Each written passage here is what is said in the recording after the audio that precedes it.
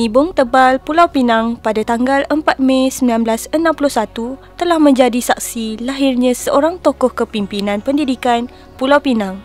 Beliau yang dimaksudkan ialah Datuk Muhammad Jamil bin Mohamed yang pernah berkhidmat sebagai pengarah bahagian pengurusan sekolah harian di Kementerian Pendidikan Malaysia.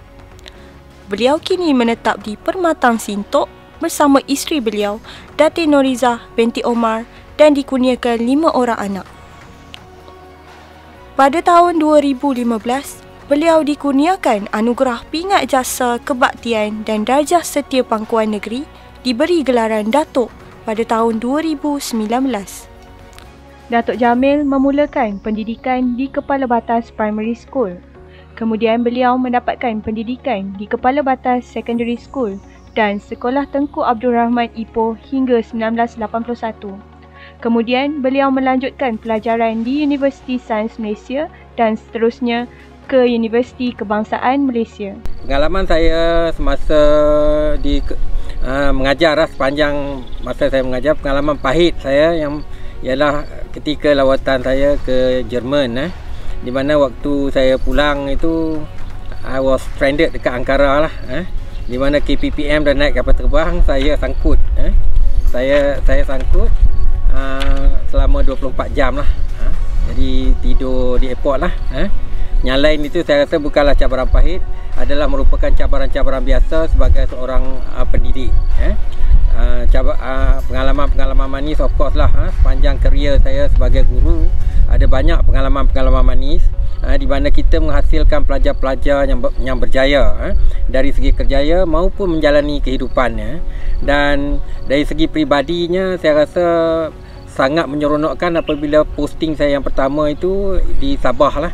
Di Sabah kita banyak adventure lah. Dari segi adventure itu saya rasa itulah pengalaman yang sangat manis lah, yang menyeronokkan. Tak sedar dah 5 tahun mengajar di Sabah. Merungkai sejarah perkhidmatan Datuk Jamil, beliau memulakan perkhidmatan di Negeri Bawah Bayu sebagai guru akademik di SMK Kota Marudu, Sabah pada tahun 1988 sehingga 1991. Beliau kemudian meneruskan khidmat bakti di beberapa sekolah sebagai guru penolong kanan dan pengetua sebelum dilantik menjadi pegawai di Pejabat Pelajaran Daerah Seberang Perai Utara, Jabatan Pendidikan Negeri dan Kementerian Pendidikan Malaysia.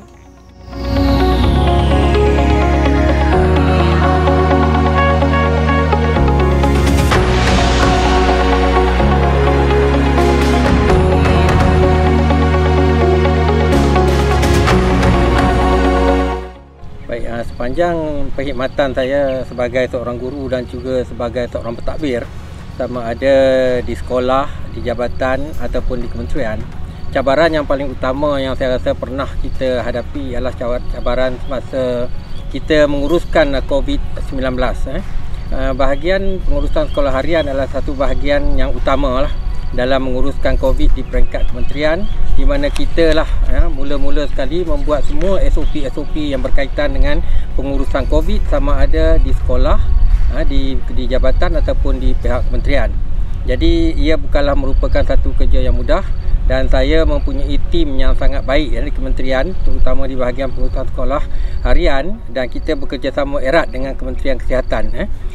Dan pengurusan COVID ini pada mulanya nampak macam mudah, tetapi pada peak jangkitan COVID ini, pengurusan COVID di sekolah sangatlah memberikan dari segi pembekalan alat-alat dan sebagainya lah.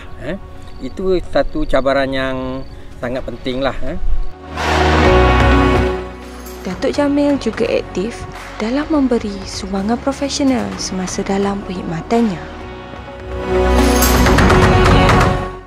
Dari segi perbezaan pendidikan, dahulu dan juga sekarang, kita dapati bahawa kalau dahulu dalam sistem pendidikan kita, guru-guru banyak chalk and talk, iaitu dia lebih pada fokus kepada guru, iaitu gurulah sumber ilmu. Tapi pada waktu kini, guru bukanlah merupakan satu-satunya sumber ilmu bagi anak-anak kita itu. Banyak cabang-cabang ataupun kaedah-kaedah lain yang kita boleh dapat. Kadang-kadang kita dapati bahawa anak-anak murid kita itu lebih advance daripada guru-guru. Selain daripada itu, tumpuan pendidikan sekarang dia lebih fokus kepada student centered, di mana pengajaran itu lebih kepada mendidik anak-anak itu. Dan kalau dulu kita ada exam oriented, di mana kita hanya menumpukan kepada peperiksaan, tetapi sekarang tumpuan kita ialah untuk melahirkan pelajar ataupun insan yang seimbang dari segi emosi, jasmani, rohani dan juga intelek. Itu sebab itu kita menumpukan kepada bidang-bidang seperti kemahiran kepimpinan di kalangan pelajar, kemahiran berkomunikasi. Kita galakkan budak untuk memberi pandangan, kemahiran menyelesaikan masalah dan sebagainya. Ini adalah merupakan cabaran-cabaran pendidikan masa kini lah. Dalam bidang profesional, Datuk Jamil pernah memegang beberapa jawatan sepanjang tahun 2017 sehingga tahun 2021. Harapan saya pada sistem pendidikan kita ini ialah sistem pendidikan kita ini dapat diangkat standing dengan negara-negara maju. Jadi tumpuan kita saya rasa tidak lari daripada memberi berbagai-bagai kemahiran untuk cabaran mendepani cabaran-cabaran abad inilah.